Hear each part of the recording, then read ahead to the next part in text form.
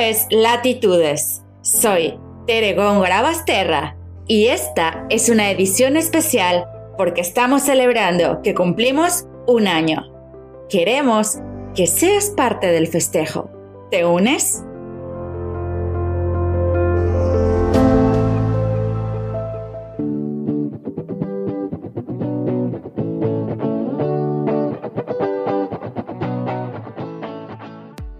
Hola, cómplice de viaje.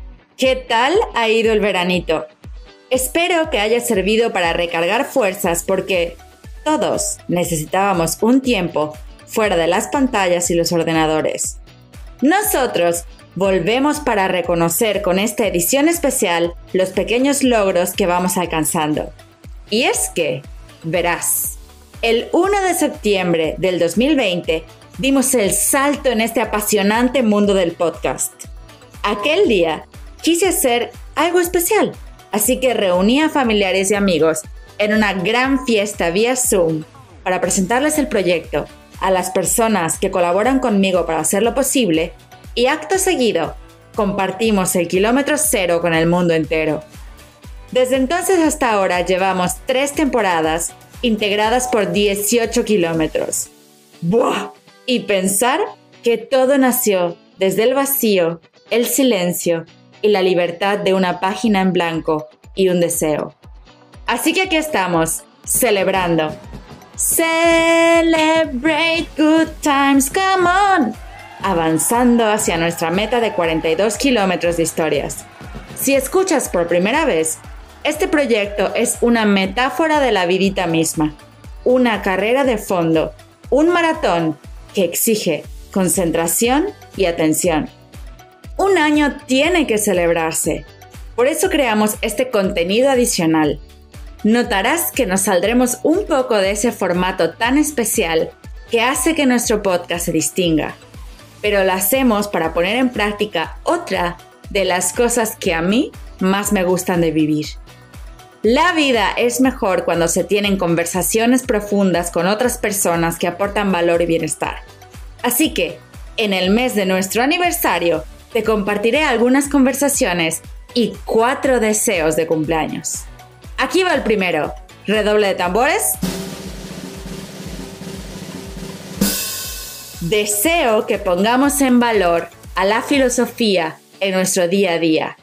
Filosofemos. Para ello, invité a Carmen López y a Luis Basterra, 2 jóvenes filósofos que viven en Mérida, Yucatán, México. ¿Te unes a la charla? Vamos a conversar sobre la utilidad de la filosofía, su importancia para entender la muerte, mencionaremos a los mitos y su aplicación para ampliar la perspectiva, comentaremos también sobre un proyecto precioso que tiene por objetivo desarrollar infancias sanas, pensantes y libres. Y alguna otra sorpresa por ahí. Así que quédate al festejo, que creo que te va a gustar. Aquí vamos.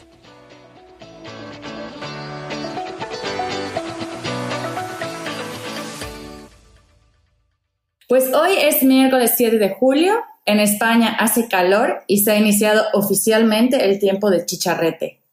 En el otro lado del charco son las 10 de la mañana, también hace calor y el chicharrete no es que ya haya iniciado, es que es parte del tiempo siempre. En este día y en esta hora propongo una conversación con 2 jóvenes filósofos que están emprendiendo proyectos que me resultan tan interesantes como necesarios. Ella se llama Carmen y él se llama Luis. Son divertidos e inteligentes y han invertido tiempo, dinero y esfuerzo en cultivar tanto su espíritu como su intelecto. Hola Carmen, hola Luis. Hola Teruchi. Hola Teruchi. Oigan, pues muchas gracias por entrar a este juego de complicidad conmigo. Quiero que tengamos una conversación. Y la primera pregunta que me gustaría hacerles se inspiró en una anécdota que me pasó hace unos meses estando con algunos amigos cuando me preguntaban de mi entorno, ¿no? Y yo les hablaba de que mi entorno en México, pues tengo un tío que es piloto y que con mi abuelo yo jugaba a declamar poemas y que tengo un primo filósofo y así, ¿no? Y esta persona, con cierto tono de ironía, me dijo, se empezó a reír y me dijo, bueno, ¿y para qué sirve la filosofía? ¿No? Entonces, mi primera pregunta, y si quieres empezamos por ti, Luis, es ¿para qué sirve la filosofía? Bueno, pues no es una pregunta pues fácil de responder para mí, ¿no? Pero en mi costumbre de dar clases, ¿no? Tanto a alumnos de preparatoria como alumnos de la universidad, a mí me gusta pues remarcar mucho una frase que dice Aristóteles, ¿no? Que la filosofía es la ciencia que estudia las primeras causas y los primeros principios. Eso lo dice Aristóteles en la Metafísica. Y, y bueno, yo me acuerdo que cuando estaba en la universidad, pues esa frase la dijo pues uno de mis maestros, y bueno, y leyendo Aristóteles, pero con el paso del tiempo me doy cuenta que siempre estoy en búsqueda del origen, ¿no? O sea, a mí me gusta conocer el mundo desde sus orígenes. Uh-huh. Y a partir del origen, ir construyendo el conocimiento para entender, pues, cómo son las cosas. Entonces, creo que la filosofía, una de sus inquietudes es esa, ¿no? Es ir al origen de las cosas y a partir de ahí poder entender, porque si no sería como un conocimiento, para mí, sería como imparcial, ¿no? Yo creo que la filosofía está buscando como un conocimiento, sí, como muy, pues decimos a veces como totalizador, como absoluto, y a mí me gusta eso, ¿no? Ir a las cosas desde la raíz. Por eso es que me gusta también mucho la mitología, porque yo pongo a la mitología como, por ejemplo, ese origen de las culturas. Y así es como yo me explico pues el mundo, y también la filosofía sirve para eso, ¿no? Para poder explicarnos pues a veces nuestra propia existencia, ¿no? Pues por qué las cosas son como son. Yo a veces les digo a mis alumnos que vivimos o nos dan en la escuela como mactríos existenciales, ¿no?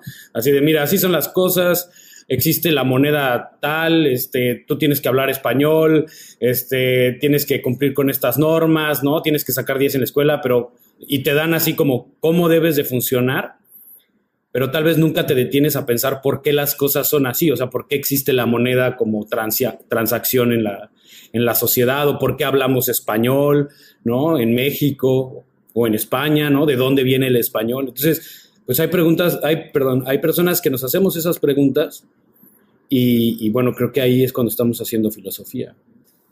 Carmen, ¿podrías decir, o sea, con esta respuesta de Luis, que a lo mejor la filosofía no sirve para vivir? Yo diría que más que para vivir, porque pues para vivir lo que necesitas es tu propia vida y ya, ¿no? Creo que nos sirve para cuestionar lo que vivimos, lo que pensamos, lo que decidimos, ¿no? Yo desde hace mucho tiempo decía que pues más bien para mí la elección de ser filósofa fue porque nunca superé esa etapa de los 3, 4 años cuando estás de preguntón y ¿por qué esto? ¿Por qué aquello? ¿No? Y justo hay preguntas que no te puede responder nadie más, que las tienes que buscar tú. Entonces, la filosofía es un proceso que más que te dé respuestas, te da preguntas. Por eso para muchos pues no es tan bonito esto de filosofar, porque lo que te va a hacer es cuestionarte. Y cuestionarte incomoda. Claro, siempre. Y el ser humano, bueno, ustedes lo saben mejor que yo, generalmente creo que buscamos más la comodidad, ¿no? Sí, además, sobre todo, por ejemplo, a diferencia de la psicoterapia, que lo que te cuestionas es tu propia forma de vida y tu psique, con la filosofía te cuestionas la de todo, no solo tu vida, sino la de la naturaleza, del cosmos, de la sociedad, ¿no? Es como un montón de cosas que le andas buscando ahí preguntas a todo. Bueno, y hablando un poco del cosmos, que viene muy bien para la siguiente, pues sí, inquietud que yo tengo. A mí me gusta pensar que todas las grandes historias nacen de un lugar del mundo. Y ustedes saben que me gustan las coordenadas. A ver si adivinan cuál es la coordenada del norte 19, oeste 99. Mérida. ¿Luis? No tengo ni idea. Es la coordenada de la Universidad Panamericana, ¿no? ¿Qué pasó o qué historia empezó a surgir en la Universidad Panamericana? Pues un montón de cosas, ¿no? Porque creo que los dos llegamos a esa universidad de manera muy distinta, ¿no? Yo tenía como otras opciones y, por ejemplo, a mí lo que me llamó de la Universidad Panamericana es que dentro de su tira de materias estaba el griego y el latín. Y yo no sé por qué en ese momento estaba como muy obsesionada de yo quiero saber esas lenguas, ¿no? Y Luis llegó tiempo después y así como que sin pensarlo demasiado, ¿no? Cuando nos conocimos, los dos vivíamos cerca de la universidad y fue más bien una complicidad de estamos cerca de la universidad y comemos juntos o nos vamos juntos a la universidad o algo así, ¿no? Sí, sí, y en mi caso fue, recuerdo que estaba estudiando la licenciatura en la Universidad Veracruzana de Filosofía, pero también recuerdo que en ese momento la violencia que pues todavía sigue azotando a México, la violencia del narcotráfico, empieza a crecer en el estado de Veracruz y bueno, en la ciudad de Jalapa, ¿no? Entonces, pues yo me sentía como, pues sí, como, no me sentía cómodo en la ciudad de Jalapa y regresé a la Ciudad de México. Pero yo ya llevaba como 1 año y medio de licenciatura cursada y busqué una universidad que me pudiera revalidar las materias que yo ya llevaba, pues realizadas, ¿no? Entonces, en esa búsqueda me encontré a la Universidad Panamericana y así es como llego ahí, en realidad porque me pueden revalidar las materias. Y ya que estoy ahí, la verdad es que me doy cuenta, pues, por ejemplo, que los alumnos, no, bueno, de por sí en filosofía los grupos no son muy grandes en cuanto a su alumnado. Siempre son como grupos como muy pequeños, ¿no? En comparación con otras carreras. Pero pues eso se sentía como un ambiente como muy cordial, ¿no? O sea, los coordinadores sabían tus nombres y eso me gustó. Y además la calidad de las clases a mí me gustó mucho, ¿no? O sea, la verdad es que eran profesores y profesoras muy, muy inquisitivos, especializadas y especializados en las materias. Entonces, conforme fue pasando el tiempo, bueno, ahí me cautivó la carrera y bueno, y pues conocí a Carmen entre los pasillos y sí, como dice ella, pues nos íbamos caminando, cada quien a su departamento y así pues fue creciendo la relación y pues, ¿cuánto? Y aquí estamos, 12 años después. 12 años después estamos acá. Cómplices de viaje, nunca mejor dicho, ¿no? Oye, Luis, y ahora que me dices esto de pues el ambiente íntimo, de los grupos reducidos, pues pienso en las minorías y también pienso un poco como en esta idea del núcleo, ¿no? Y del núcleo familiar. Y ustedes, pues estos 12 años después, son familia. Una de las cosas que a mí me gustaría cambiar, ¿no? Es la parte de los papás cuando llega un hijo y le dice, oye, papá, quiero ser filósofo. Oye, mamá, quiero ser filósofa, ¿no? Y me gustaría saber cómo reaccionaron sus familias cuando llegaron a decirles que querían optar por la filosofía como profesión. Creo que mi familia es totalmente pragmática, ¿no? Yo soy la sexta hija de una familia muy, muy grande.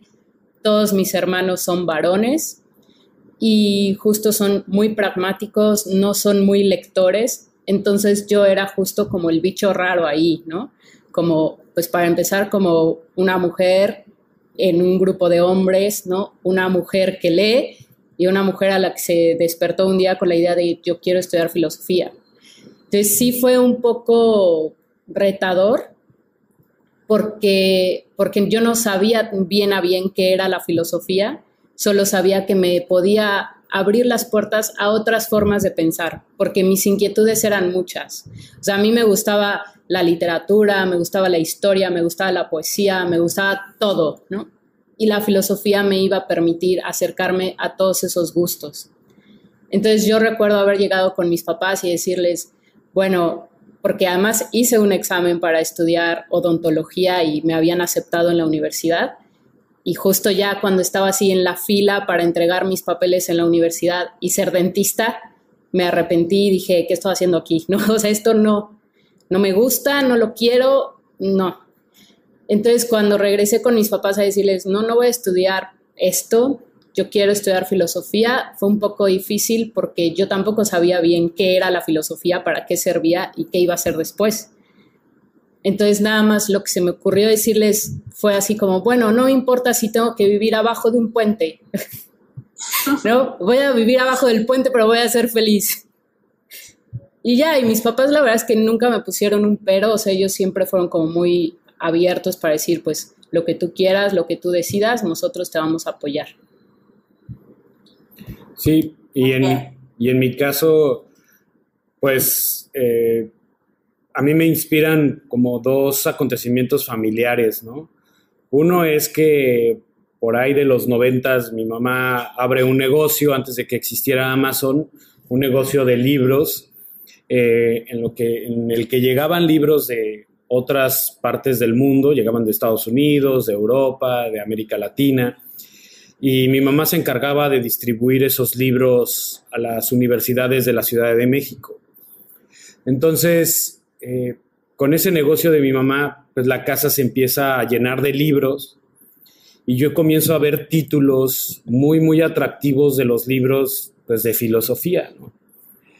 Y entonces, de hecho, mi tesis de licenciatura yo la hago sobre uno de esos libros que a mí siempre me llamó la atención porque es La filosofía de las formas simbólicas, así se titula el libro. Y yo cuando pasaba así por los pasillos de mi casa, caminaba por los pasillos de mi casa, pues veía ese título y yo quería entenderlo. Entonces, sobre ese libro hice mi tesis de licenciatura, ¿no? Y la verdad es que me sigue cautivando este filósofo que se llama Cassirer. Y eso me inspira, ¿no? Y también, pues, mi padre, que él siendo piloto aviador, en algún momento decide estudiar filosofía, un diplomado en filosofía en la Universidad Iberoamericana. Y también se metía a diplomados, ¿no? Y ahí conoció a otros filósofos que de repente iban a la casa a comer los fines de semana. Y entonces, pues comienzo a crecer en ese ambiente en el que, pues, y yo también me empiezo a hacer como preguntas, pues muy existenciales. Y veo que la filosofía es la disciplina que se hacía esas preguntas que para mí eran muy importantes y que en la escuela nadie se hacía. O sea, yo decía, cuando yo estaba en la preparatoria, yo decía, es que en realidad estas son las preguntas que todos nos deberíamos de estar haciendo y eso no se ve en la escuela. Y yo decía, o sea, ¿por qué no? Entonces, pues yo lo encontré en los libros y entonces yo me di cuenta de que Sócrates, Platón, Aristóteles, ¿sí? Sobre todo en ese momento, pues los griegos, eran los que se estaban haciendo esas preguntas que eran las que para mí realmente hacían la vida que valiera la pena, ¿no? Entonces, así es como yo llego a la filosofía y la verdad, y cuando yo les dije a mis papás, pues como mi papá ya había estudiado algo de filosofía, me dijo que pues adelante, ¿no? O sea, él me apoyó y mi mamá también me apoyó y dejaron, y la verdad no tuve problemas para decirles eso, ¿no? Pues yo un poco la pregunta la hago porque, como he dicho, hay ciertas cosas que me gustaría cambiar, ¿no? Y coincido con ustedes en esta idea de que a lo mejor deberíamos hacernos otro tipo de preguntas desde un poco más temprano y no siempre ir con... Me gusta esta metáfora que haces de que nos configuran como si fuéramos un Mac trío, ¿no? Y en ese sentido creo que las familias son súper importantes, así que si hay por ahí algún padre de familia que tiene algún hijo que le dice que quiere hacer una carrera humanística para su tranquilidad mental y espiritual, ni Luis ni Carmen viven abajo de un puente, les ha ido muy bien en la vida, son profesores, han influenciado a muchos jóvenes, estoy segura, y también han inspirado. Así que ojalá que tengamos a más papás y mamás que apoyan este tipo de profesiones, ¿no? Hace mucho tiempo yo también en la universidad hice un curso del Quijote y me llamó la atención que esa profesora, que era increíble, que se llamaba Cookie, era una doctora cubana, cuando nos contaba del Quijote, nos decía que el Quijote tenía dos amigos, ¿no? Que eran como sus grandes platicadores o con quien sostenía muy buenas conversaciones, que eran el barbero y el dentista, ¿no? Y que en aquella época el barbero y el dentista eran como las personas de sabiduría, ¿no? O que tenían cierta cultura. Y más adelante, mucho más adelante en la historia, pues a lo mejor vinieron los sacerdotes, ¿no? Que nos ayudaban a tener respuestas. Y luego más tarde a lo mejor vino el psicoanálisis. Y después más tarde nos vino una pandemia que nos ha despertado miedos. Y a mí me gusta pensar, y quiero preguntarles eso, si ustedes creen que a lo mejor sea el turno de los filósofos para que nos ayuden a encontrar respuestas después de la pandemia. Sí, en definitiva. O sea, creo que siempre ha sido el turno de los filósofos. Creo que la filosofía ha estado presente todo el tiempo, aunque no siempre nos lo dicen, pero la filosofía sirvió mucho para configurar el mundo como lo vivimos hoy. Sin embargo, la pandemia vino a remarcar la importancia que tiene la filosofía en el día a día, ¿no? Para mí fue como muy interesante, ¿no? O sigue siendo muy interesante todo lo que la pandemia pudo sacar en nosotros. Los cuestionamientos que nos empezamos a hacer, no solo como filósofos, sino como personas del día a día, ¿no? En la cotidianidad. Y efectivamente, no solo con la pandemia, sino desde antes, ya se le estaba dando un lugar más activo a la filosofía, porque por el ritmo que estamos llevando en la configuración del mundo, ¿no? Con los avances de la tecnología, con los avances de la medicina y etcétera, pues están surgiendo las preguntas que normalmente evadíamos, como de a dónde vamos, a dónde te quieres dirigir, qué quieres en la vida, ¿no? ¿Cuál es tu objetivo como persona? ¿Qué tipo de persona quieres ser? O sea, creo que esas preguntas que normalmente se las dejábamos a la filosofía y decir, bueno, ya, los filósofos, los poetas y los locos que se pongan a pensar eso. Pero ahora es que ahora todos se tienen que preguntar qué quieres hacer de tu vida, hacia dónde quieres ir, ¿no? ¿Cuáles son tus posibilidades? ¿No? Y que creo que es una riqueza, al menos para mí como filósofa, que ahora estas preguntas no se queden solo para nosotros y que ahora se esté incorporando dentro de las empresas y dentro de la discusión política, económica y social, se esté incluyendo el punto de vista de los filósofos como algo ya imperativo, no como, bueno, es que somos una empresa humanista porque, pues no sé, tenemos ahí en un rincón, en una oficina del rincón, a un filósofo en recursos humanos. No, ahora los filósofos ya están tomando decisiones junto con los que toman decisiones, ¿no? O sea, ya tienen que tener ahí un punto de vista filosófico. Pero además, como has dicho, se merecen estar ahí. Es un poco como las mujeres, ¿no? Nos merecemos estar en todos los lugares en donde se toman decisiones. Correcto. ¿Luis? Sí, pues yo ahorita pienso el tema de la pandemia, ¿no? También porque es una cuestión también como muy biológica y muy propia de la naturaleza. A mí hay una rama de la filosofía que es, actualmente es filosofía de la ciencia, pero también dentro de filosofía de la ciencia o dentro de la misma filosofía, ¿no? Lo que antes se llamaba también filosofía de la naturaleza.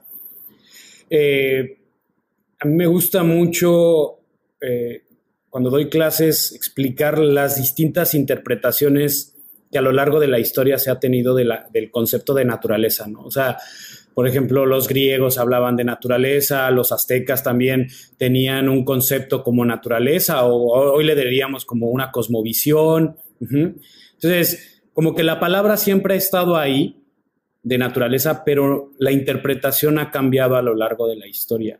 Entonces, a mí me gusta ver cómo esto de la pandemia, hay personas que la interpretan como una amenaza, ¿no? Como algo que tenemos que vencer, ¿no? Como si la naturaleza fuera como una enemiga y la ciencia o la medicina es la que va a confrontar a esa pandemia y la vamos a lograr vencer. O sea, como que hay una narrativa o un discurso ahí como de lucha, ¿no?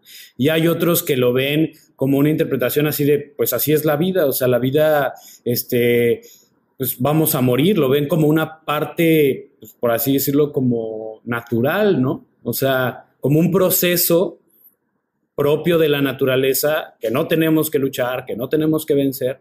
Y eso es lo que hace la filosofía también, o sea, como darte distintas perspectivas, ¿no? O sea, a veces vemos el tema del cine nos educa mucho, ¿sí? Y el tema de los zombies, por ejemplo, que hoy está así como en boga y algo que sale mal por la pandemia. Y bueno, entonces esa es una interpretación, por ejemplo, de una pandemia, ¿no?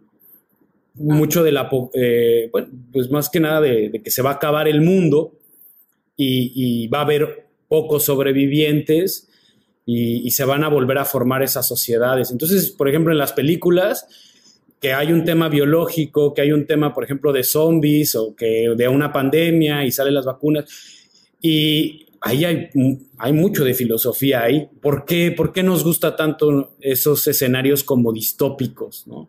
Como reducir a la sociedad? Entonces, los que hacen cine así, pues llevan mucha filosofía en el fondo, ¿no? Y la filosofía hace eso, darte distintas perspectivas, y yo creo que eso es importantísimo para reflexionar sobre la pandemia. Bueno, me gusta hacia dónde está yendo la conversación, porque me doy cuenta que no estoy tan mal en cómo quise estructurar nuestra conversación, porque mi siguiente tema es justo la muerte, ¿no? Y esta pregunta va para ti, Carmen, ¿no? En los últimos meses creo que todos hemos sentido que pues la muerte nos está rondando, ¿no? Y de menor a mayor grado, en una u otra especie, ¿no? Todos hemos tenido alguna pérdida de alguna vida. ¿Cómo te ha ayudado a ti, Carmen, la filosofía para sobrellevar esa certeza vital que es la muerte? Pues mira, creo que, al menos para mí, ¿no? Mi línea de investigación siempre ha estado como muy cerca a lo que es la temporalidad, ¿no? O cómo vivimos nosotros el tiempo. Entonces, tener esto que los filósofos llaman conciencia de muerte es tener una conciencia de tu propia temporalidad, de que tu tiempo aquí es finito. Y eso nos pone entre la espada y la pared, ¿no? Porque ¿qué vas a hacer con este poquito tiempo que tienes? Y ahí es donde empiezas a tomar estas decisiones vitales, de decir, bueno, a ver, quiero ser ingeniero, quiero ser poeta, quiero ser músico, ¿no? Etcétera, porque tienes que hacer algo con tu finitud. Creo que para mí esa es como la pregunta que nos ha dejado siempre la filosofía, ¿no? Como date cuenta de que estás caminando hacia la muerte, de que lo único seguro, lo único de lo que podrías apostar es que te vas a morir. Y encima de eso, que esta es la parte como del existencialismo justo, ¿no? Encima de eso tienes que hacer algo con este tiempo finito. O sea, no puedes decidir no hacerlo, ¿no? Tienes que tomar decisiones sobre tu finitud.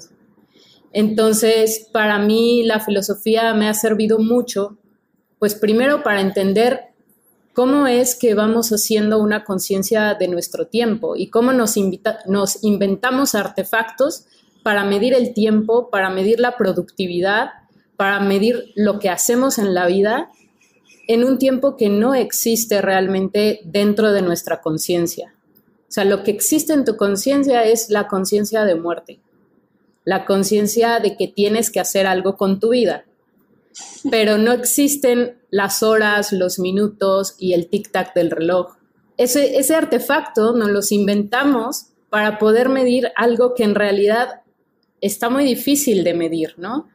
Y que además nos mete mucha presión como individuos, ¿no? Porque siempre, no sé, quieres pensar que para los 18 años tienes que tomar una decisión de qué carrera estudiar, y para los 22 tienes que tomar una decisión de vida, y a los 20 y tantos tienes que hacer una elección de si te casas o no te casas, de si tienes o no tienes hijos, de si vas aquí.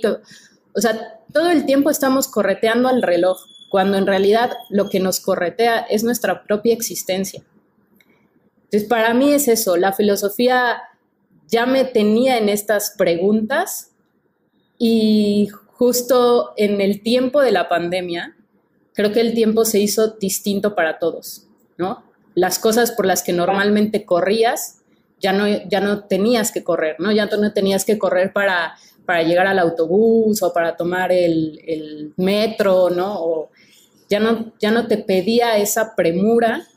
Y además creo que lo que puso sobre la mesa la pandemia es como la cercanía en la lejanía, ¿no? El mantenerse cerca de la familia a través de la virtualidad, porque no podíamos estar cerca de otra manera.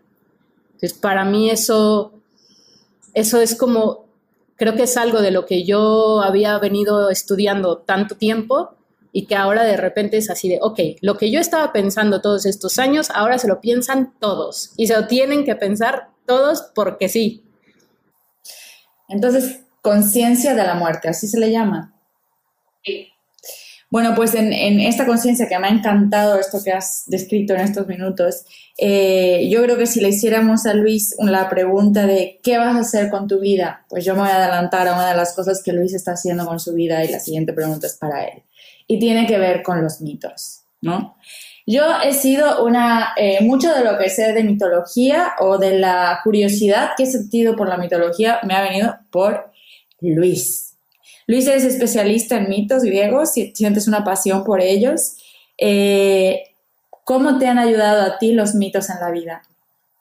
Me han ayudado muchísimo, ¿no? Porque en primera, como te decía hace un momento, ¿no? Ese libro que a mí me cautivó, que estaba ahí en la casa en la que yo crecí, que se llamaba La filosofía de las formas simbólicas, yo me di cuenta, pues, que los mitos son como son símbolos, ¿no? Entonces, por ejemplo, la palabra símbolo viene del griego symbalein, que de ahí viene balón, por ejemplo, balein, ¿no? O bala, que significa arrojar.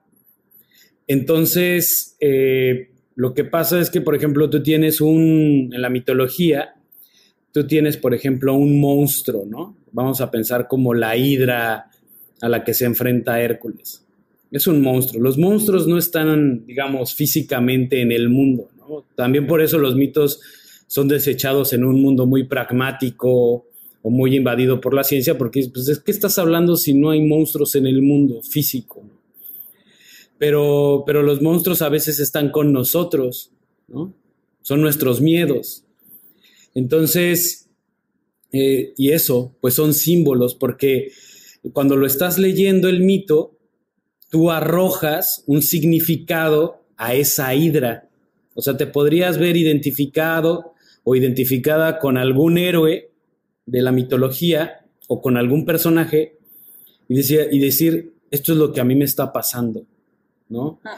Entonces, por ejemplo, cuando Ulises se enfrenta a los cíclopes, se enfrenta a Polifemo, que así se llama el cíclope, ¿no? Yo cuando hago la lectura me detengo a pensar, bueno, para mí, ¿quién es un cíclope? ¿Y quién es este monstruo gigante de un solo ojo? ¿De dónde le viene a Homero pensar en un ser así? O sea, ¿qué está viendo en el mundo para poder pensar en un cíclope? Porque eso no existe. O sea, ¿cómo tuvo la imaginación para crear algo así? ¿Qué está sintiendo? Entonces, pues yo me hago esa pregunta cuando lo estoy leyendo. Y digo, para mí, un cíclope es una persona que cuando está frente a un problema, es cuando solo tienes una perspectiva para los problemas. Cuando no puedes ver más allá, o sea, no puedes girar y ver desde otra perspectiva tu problema. Por eso es que es un monstruo.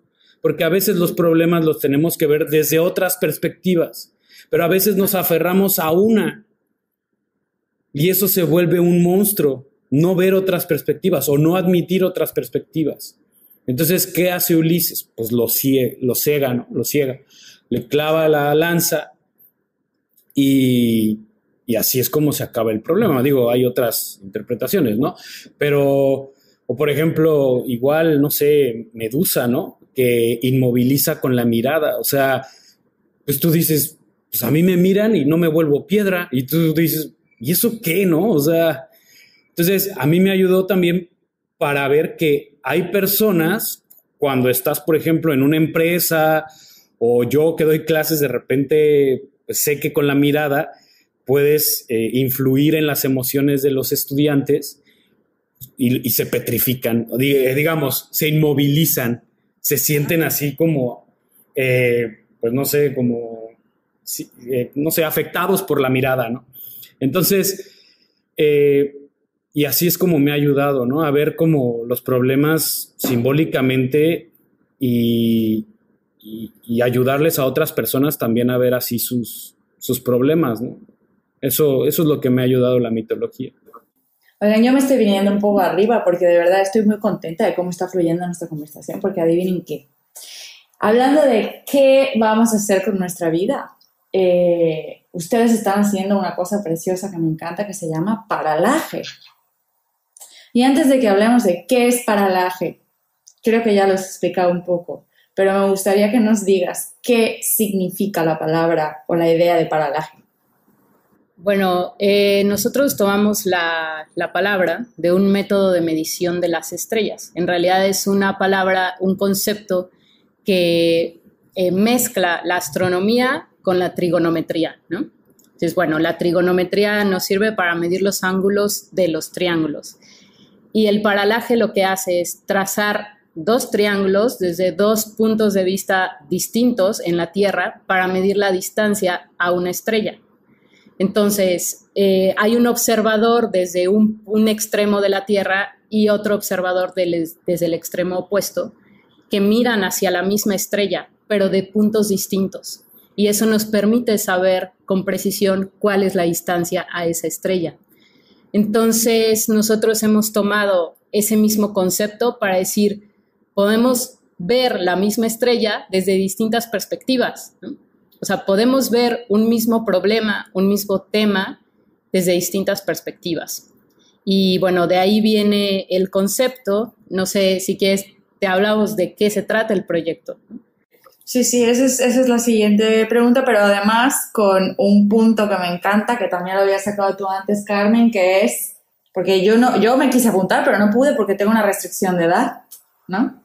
Y ustedes están enfocándose a esos filósofos que fuimos todos, así como todos fuimos poetas, que son, pues ya lo dirás tú, los niños. En realidad el proyecto está enfocado como en 3 líneas distintas, ¿no? El taller de filosofía para niños es como, digamos, nuestro producto estrella, ¿no? Por llamarle de algún modo, porque realmente queremos invertir nuestro tiempo, nuestro esfuerzo y nuestro conocimiento en enriquecer la infancia, ¿no? En hacer infancias libres, sanas y infancias pensantes, que hace mucha falta, ¿no? Porque lo que te decía, justo con la pandemia y con la manera en la que se está configurando el mundo, nos está forzando a hacernos preguntas, y a los niños también.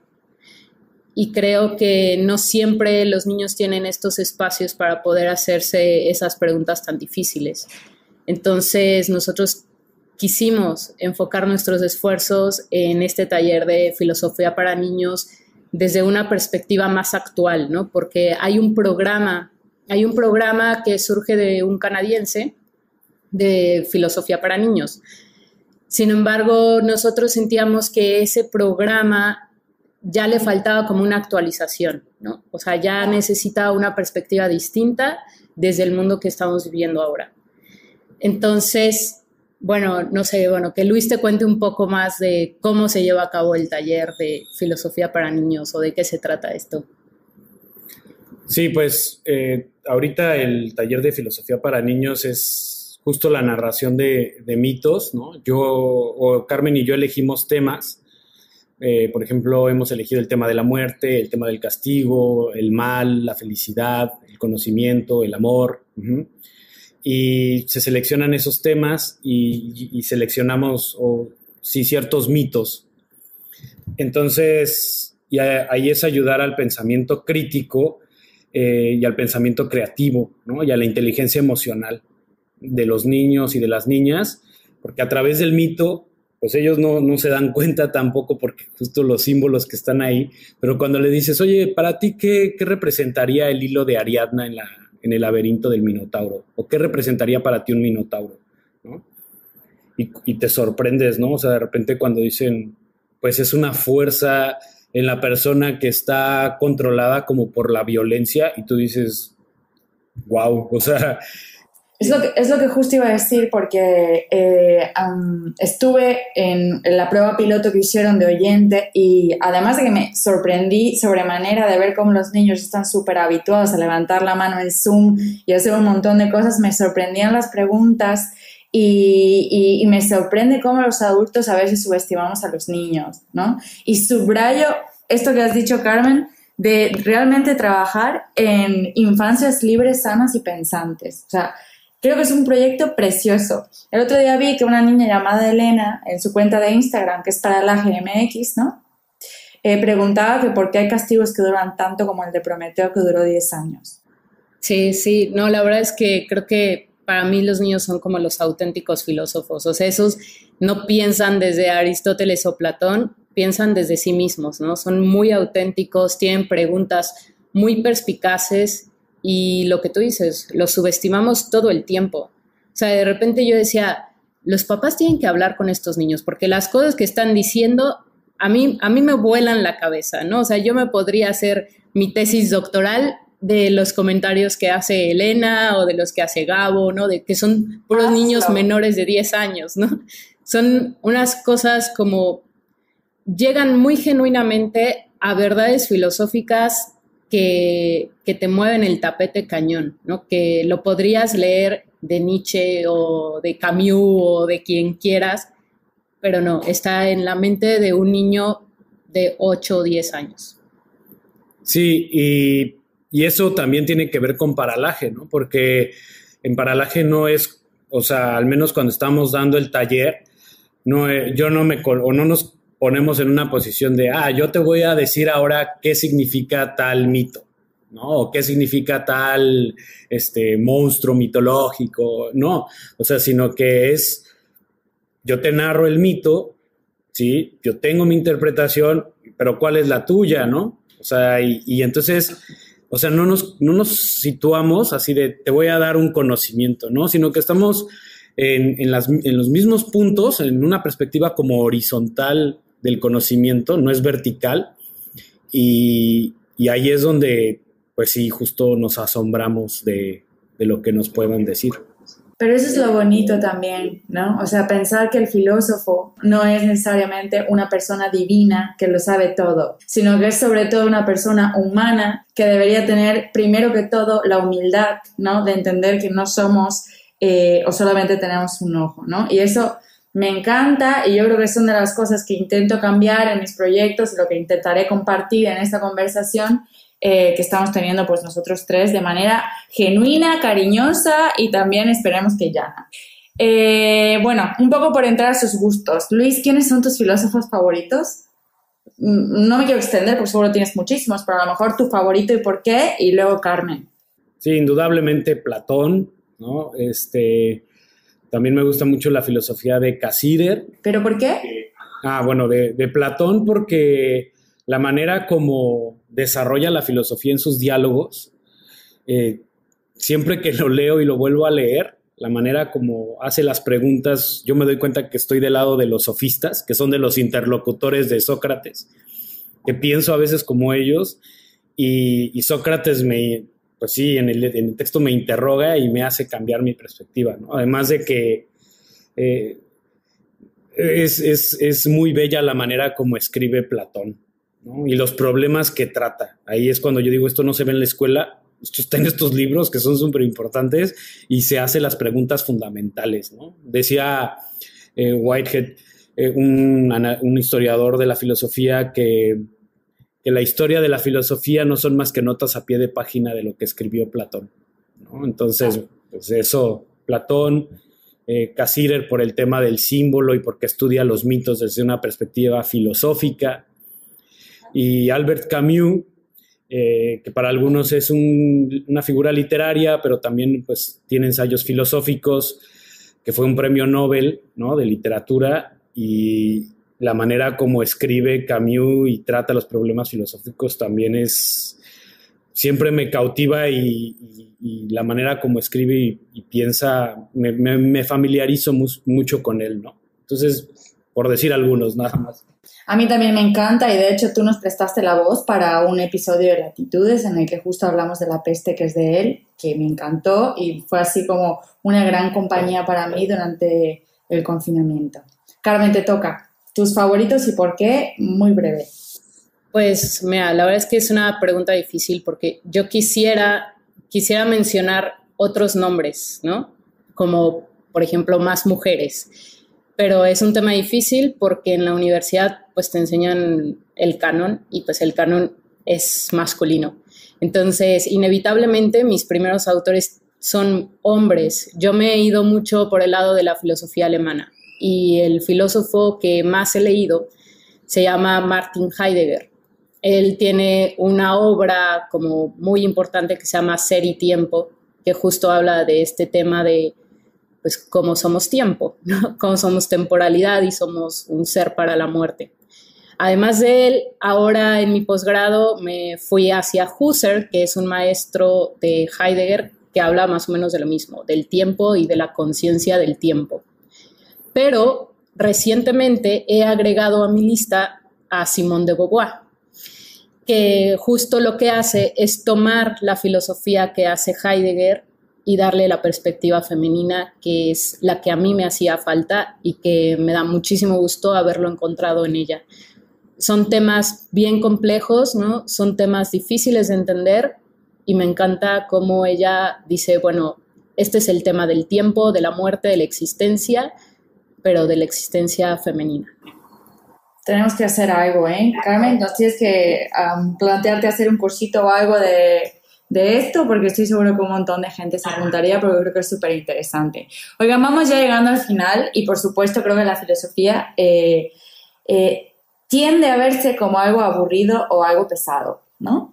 Y a mí me gusta pensar que también podemos verle un poco el lado del juego y creo que eso es lo que consiguen un poco los mitos. Pero bueno, hablando del juego vamos a jugar un poco, ¿vale? Esto no va de pensamiento crítico, esto va de pensamiento rápido. Entonces, yo les voy a decir, seguro que les sonará, una palabra y vamos alternando. Ustedes me van a decir la primera palabra que les venga a la mente después de escuchar esa palabra. ¿Me expliqué? Adiós. Vale.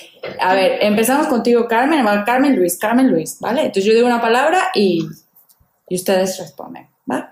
Vamos. Femenino. Mujer. Carmen. Luca. Amor. Mascota. Orión. Inesperado. Estrella. Estética. Arte. Pintura. Hermanas. Uf. Esa es la palabra. Uf. Belleza. Zaratustra. Nietzsche. Montaña. Mérida. Amor. Calor. Albatroces. Origen. Calle. Ética. Necesaria. Aristóteles. Y la última, familia. Amor. Carmen. Oigan, ya lo último, si, hablando un poco del ejercicio de humildad filosófico, si tuvieran que recomendar un libro, uno de los dos, para iniciarse en la filosofía, o alguna película, o ¿cuál sería? Platón. Todos los diálogos de Platón. O sea, creo que es una manera muy amable de iniciar con la filosofía y que además, o sea, te cuestiona todo. Yo también diría que Platón, pero bueno, yo recomendaría el diálogo, pues puede ser el del Fedro, la apología de Sócrates, el Fedón, el diálogo del Fedón, el diálogo de Fedro, la apología de Sócrates, o a mí también me gusta mucho el diálogo de Protágoras. Entonces sí, Platón. Creo que sí, la apología de Sócrates, porque pues justo es la historia de cuando Sócrates es condenado a beber la cicuta y eso habla mucho del papel del filósofo, ¿no? Entonces, y la muerte. Ese sería el recomendable. Oigan, pues con esto llegamos al cierre de esta primera conversación porque espero que hayan más y que vayamos mejorando también en los temas o profundizando en muchos de los temas porque esto da para mucho, mucho más.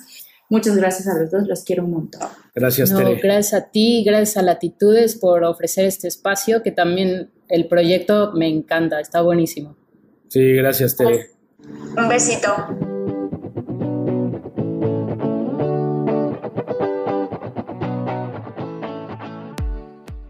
Y bueno, por esta ocasión Hasta aquí llegó la conversación con Luis y Carmen. ¿Qué te ha parecido? ¿Te ha resonado algo? A mí me han resonado muchas cosas, como por ejemplo, la importancia de entender las cosas desde su origen, tener una conciencia de la muerte, ver a la filosofía como una forma de terapia universal para entendernos en lo colectivo, trabajar para que nuestros niños y niñas tengan esas infancias tan necesariamente pensantes, libres y sanas que se merecen. Qué bonito eso del paralaje, ¿verdad? Puedes seguir el proyecto de Carmen y Luis en Instagram y en Twitter. Encuentra la cuenta como Paralaje MX. Luis y Carmen también son parte de un proyecto llamado Neotrópico. A ver si en algún otro momento logramos retomar la conversación con ellos y profundizamos en el tema. Antes de terminar este espacio adicional que ocupa el día de hoy, el día de nuestro mero cumpleañitos, me gustaría hacer una corrección sobre lo que escuchaste en la conversación anterior. ¿Recuerdas la parte en la que mencioné al Quijote y que tenía 2 amigos que eran el barbero y el dentista? Pues me equivoqué. Me equivoqué con ese dato y quiero corregirlo. Los 2 amigos conversadores e influyentes del Quijote fueron el cura y el barbero. Y si me confundí contándotelo fue porque el barbero en aquella época y en ese contexto también hacía la labor de un dentista. ¿Lo ves? Equivocarse está bien y hay que corregirlo y normalizarlo porque es parte de la vida. Aprendamos todos juntos. Una disculpa por eso, pero no quería que terminara el episodio de hoy sin rectificarlo. Sin más, muchas gracias por celebrar con nosotros que cumplimos 1 año. Hasta aquí lo dejamos por ahora. Te espero la próxima semana para compartir otra conversación y otro deseo de cumpleaños. Mientras tanto, ten bien presente que somos los encuentros que tenemos. Somos latitudes.